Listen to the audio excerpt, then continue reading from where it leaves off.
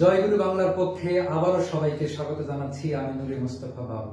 দর্শক শ্রোতা যারা আমাদের শুনছেন, বাংলা ভাষাকে ভালোবাসেন, তাদের সকলের প্রতি আমাদের বিনম্র শ্রদ্ধা, ভালোবাসা এবং শুভেচ্ছা। আজ একটি শব্দ আপনাদের সঙ্গে সহবাদ করব। এই শব্দটি কত গুরুত্বপূর্ণ আপনি লক্ষ্য করেন। 1 to 3 থেকে, তৃতীয় শ্রেণী থেকে শুরু করে 1 2 কে বাদ দিলাম, বিসিএস পর্যন্ত সব রকমের পরীক্ষায় আপনি কিন্তু বর্ণনামূলক প্রশ্নের উত্তর লিখতে গিয়ে একটি শব্দ ব্যবহার করে থাকেন। সেই শব্দটি হচ্ছে উপরোক্ত। উপরোক্ত এই শব্দটি সম্পূর্ণ একটি ভুল শব্দ। কোন পরীক্ষায় না আমরা এই শব্দ লিখে থাকি বলেন? তাহলে উপরোক্ত যদি ভুল হয়, শুদ্ধ কি? সেই শুদ্ধটাই আজ আপনাদের সঙ্গে সহভাগ করতে চাই।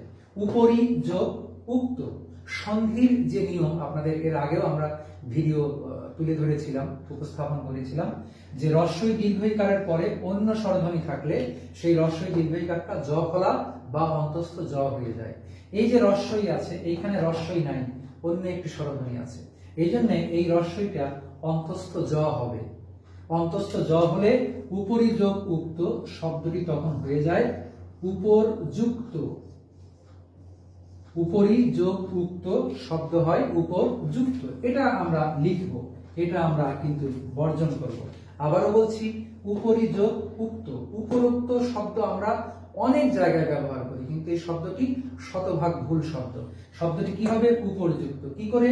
উপরি যোগ উক্ত। কোন নিয়মে? সন্ধির নিয়মে। কোন নিয়ম? রস্বইকারের পরে অন্য একটা স্বরধ্বনি।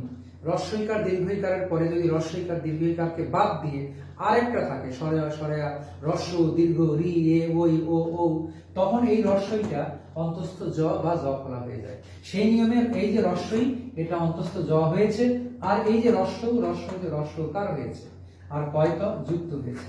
সুতরাং শুদ্ধ শব্দ উপরযুক্ত। সুপ্রিয় দর্শক শ্রোতা, আপনারা আজ থেকে এই শব্দটি বর্জন করবেন এবং এই শব্দটি ব্যবহার করবেন।